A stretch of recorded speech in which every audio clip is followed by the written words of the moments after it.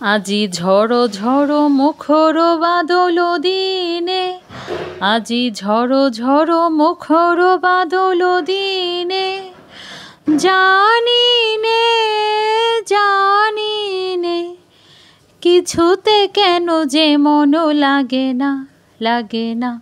আজি ঝড়ো ঝড়ো মুখর বাদল দিনে, আজি ঝড়ো ঝড়ো মুখর বাদল দিনে, জানি নে কিছুতে কেন যে মন লাগে না লাগে না। আসলে এই ঝড়ো ঝড়ো মুখর বাদল দিনে বাঙালিদের মনে কী উকি দেয় বলেন তো? নিঃসন্দেহে খিচুড়ি আর মাংস, তাই না? তাই আজ বৃষ্টিতে ভিজে এসে রান্না করলাম খিচুড়ি, গরুর মাংস এবং সঙ্গে ছিল ডিম ভুনা। খিচুড়িটা আমরা বাঙালিরা বৃষ্টির দিনের সঙ্গে একেবারে জমিয়ে খেতে পছন্দ করি, আর সাথে যদি থাকে প্রিয় গরুর মাংস। অবশ্য যার যেমন পছন্দ, আমার তো পছন্দ গরুর মাংস, তাই আমি বললাম। অনেকে আছেন খাসির মাংস পছন্দ করেন, অনেকে আছেন মুরগির মাংস পছন্দ করেন, যে যা পছন্দ করেন কোনো সমস্যা নেই, কিন্তু বৃষ্টির দিন মানে খিচুড়ি হতেই হবে। বাঙালির সাথে বৃষ্টির দিনে একটা খিচুড়ির গভীর সম্পর্ক রয়েছে, এ যেন এক মমত্ববোধের সম্পর্ক। তাই ফ্রিজ থেকে গরুর মাংসকে সুন্দর করে ভিজিয়ে কিভাবে রান্না করব সেটা আজকে আপনাদের সঙ্গে শেয়ার করব। খিচুড়ি রান্না খুব সহজ। এটা আমি আমাদের সাভার অঞ্চলের রাতাশাইলে চাল দিয়ে রান্না করেছি। এটার সঙ্গে ডাল মেলানো দরকার হয় না। এই চালটা এত সুঘ্রাণ, এত সুস্বাদু, এটা সুন্দর করে কষিয়ে রান্না করলে এত মজা এবং ঝরঝরে করে। আমি ঝরঝরে খিচুড়ি পছন্দ করি। যারা একটু লেটকা খেতে পছন্দ করেন তারা একটু পানির পরিমাণ বেশি দিবেন, সেটা সম্পূর্ণ যার যার রুচিবোধের উপরে নির্ভর। আমার বড় ঝরঝরে খিচুড়ি পছন্দ করে, তাই আমি সবসময় একটু ঝরঝরে খিচুড়ি রান্না করতে ভালোবাসি। তো আমি একদম ঠিক চালের সাথে মেপে পানি দিয়েছি। আমি এটাকে আসলে পোলাওয়ের মতো করে রান্না করব। পোলাও বিরিয়ানিতে যেমন চালের 1.5 গুণ পানি দিতে হয়, সেম এটাই। তো আমার এখানে আপনার চাল ছিল 2 কাপ, এজন্য পানি নিয়েছি আমি 3.5 কাপের মতো। আমার এই পানির পরিমাপটাতে আমার খিচুড়িটা হবে একদম পারফেক্ট এবং ঝরঝরে। এইভাবে করে খিচুড়ি রান্না করে দেখবেন, খেতে ভীষণ সুস্বাদু লাগে। আপনি চাইলে এটার সঙ্গে একটু মুগ ডাল মেলাতে পারেন, আর যদি আপনি মনে করেন যে না আপনি এভাবে ঝরঝরে শুধু খাবেন, সেটাও আপনি খেতে পারেন, সম্পূর্ণ আপনার নিজের রুচিবোধ মতো।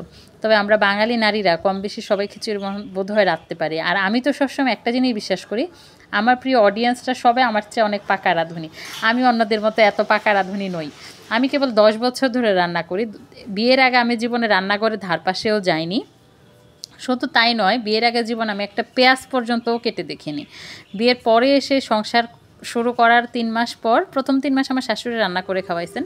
এরপর 3 মাসের পর থেকে আমি নিজে ধীরে ধীরে রান্না শুরু করেছি। তো আমার ডিম ভুনাটা রেডি। ডিম ভুনার রেসিপিটা শেয়ার করলাম না, এটা খুব কমন, সবাই জানে, তাই আর শেয়ার করলাম না।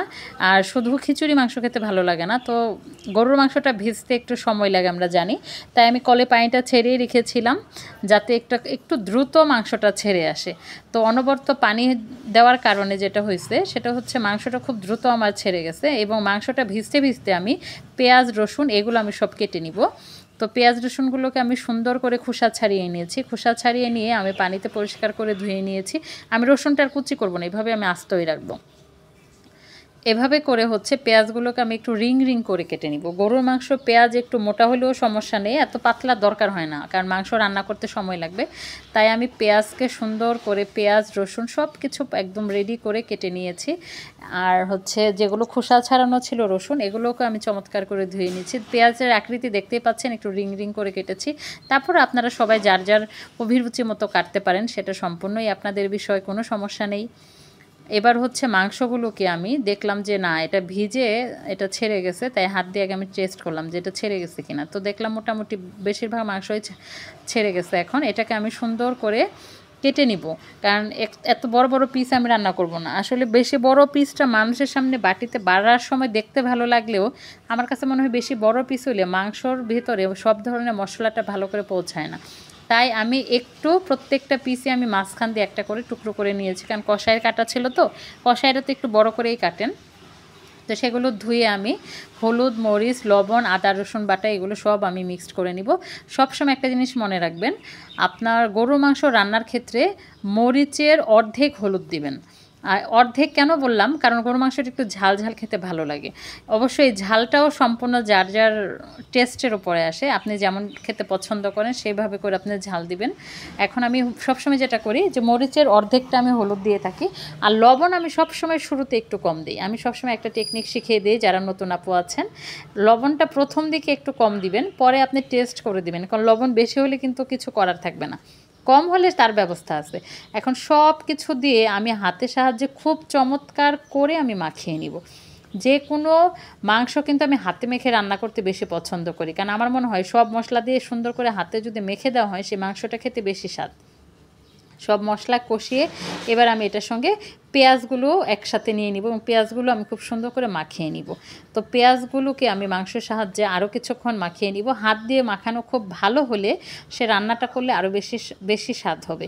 আমার বাবা বলতেন যে মাংস মাখানোর সময়ই যেন মনে হয় যে না, এটা একদম খুব চমৎকার এবং দেখতেও ভালো, একটা সুন্দর একটা স্মেলও বের হবে, তাহলে ধরে নিবা সব কিছু পারফেক্ট আছে।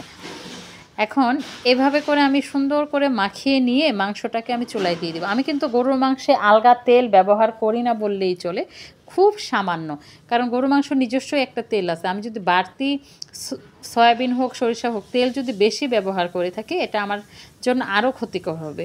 এজন্য আমি সবসময় হচ্ছে তেলটা খুব সামান্য পরিমাণে ব্যবহার করি। সব ধরনের মশলা দিয়ে পেঁয়াজ দিয়ে এত ভালো করে আমি মাখিয়ে নিয়েছি, মানে মাখানোতেই আমার মশলা অর্ধেকটা সুন্দর চমৎকার হয়েছে। এটা যদি আপনারা একটু সময় পেয়ে থাকেন, হাতে সময় থাকে, তাহলে 30-40 মিনিট আপনারা মাংসটা রেখে দিতে পারেন। আমার হাতে খুব বেশি সময় ছিল না, তাই আসলে আর এর জন্য বেশিক্ষণ আমি মেখে রাখতে পারিনি। আমি 10 থেকে 15 মিনিট মেখে রেখেছিলাম।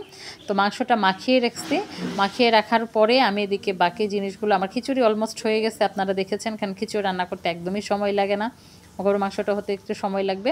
আমি এই যে 10 থেকে 15 মিনিট আমি রেস্টে রেখেছিলাম, এখন দেখলাম যে এটা একদম পারফেক্ট আছে, তাই হাত দিয়ে নেড়ে চেড়ে দেখলাম। এবার হচ্ছে আমি এটা রান্নার জন্য উপযুক্ত। এখন আমি যে পাত্রটিতে রান্না করব সে পাত্রটিতে আমি সামান্য একটু তেল দিয়েছি এবং হচ্ছে লবঙ্গ, এলাচি, দারচিনি এগুলো দিয়েছি। আমি কিন্তু গরম মশলাটা খুব কম ব্যবহার করি, দেই কিন্তু সেটা অধিক পরিমাণে না, কারণ ওইটার আবার একটা আলাদা, বেশি দিলে একটা আলাদা ঘ্রাণ আছে, ওটা ভালো লাগে না। এটা না দিলেও যে আমার স্মেল আসবে না, এবার বেশি দিলেও একটা তীব্র গন্ধ আছে, তীব্র গন্ধ আমি পছন্দ করি না। তাই লবঙ্গ, এলাচি, দারচিনি এটা সুন্দর করে দিয়ে আমি এখন এটা দিয়ে দিয়েছি। আমি প্রথমে একটু নেড়ে চেড়ে নিলাম। এখন এটাকে আমি ঢাকনা দিয়ে দিব। গরু মাংসে আমি কোনো ধরনের পানি ব্যবহার করব না, মাংস থেকে নিজের থেকেই কিছুটা পানি এখানে বের হবে, এক বিন্দু পরিমাণ পানি আমি দেইনি। এটা মাংস নিজে থেকেই একটা তেল এবং হচ্ছে পানিটা বের হয়ে আসছে, দেখতেই পাচ্ছেন। তো এভাবে যেটা আমি করব, আমি শুধু নেড়ে নেড়ে এখন রান্না করব। বারবার করে নেড়ে দিব কেন, যাতে আমার পাতিলের তলায় না লেগে যায়। পাতিলের তলায় লেগে গেলে মাংসটা একটা পোড়া গন্ধ আসবে, তখন খেতে এত বেশি ভালো লাগবে না। এবং আমি কোনো ধরনের পানি অ্যাড করব না। এই পানিটাই আবার আমি মাংসে খুব ভালো করে শুকাই নিব।